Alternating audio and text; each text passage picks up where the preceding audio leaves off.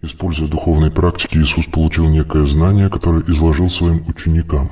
Это произошло в соответствии с традициями каббалистов, которые сами никогда не записывали свои проповеди. Это связано с тем, что в правополушарном состоянии человек не может мыслить логически.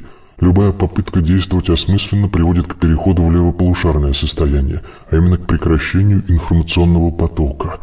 Поэтому появилось Евангелие как некое знание, полученное Иисусом и изложенное ученикам, ими же и записанное.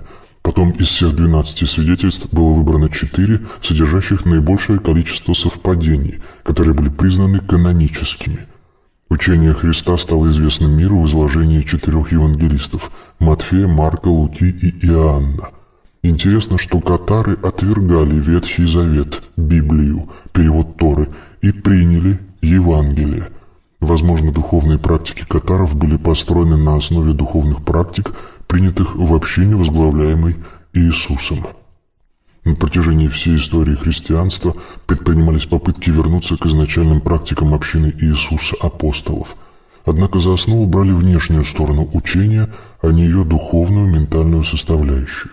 Если сравнить Ветхий Завет, Тору, происходящую от Моисея, то он представляет собой закон, который был дан народу, обычным людям. Евангелие же представляет собой набор духовных положений, практик, данных учителям, ученикам, адептам. В иудаизме мистическое начало представлено учением каббалистов, которые на основании взаимодействия их сознания с Торой разработали собственную систему духовных практик, не описанных ни в одном месте Торы. Примером является сложная система кашрута, пищевых ограничений, извлеченная иудаистами из известной фразы «не вари козленка в молоке матери его».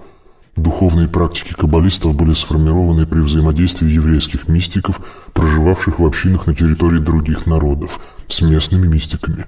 Таким образом, традиция каббалистов брала в себя знания и практики других традиций.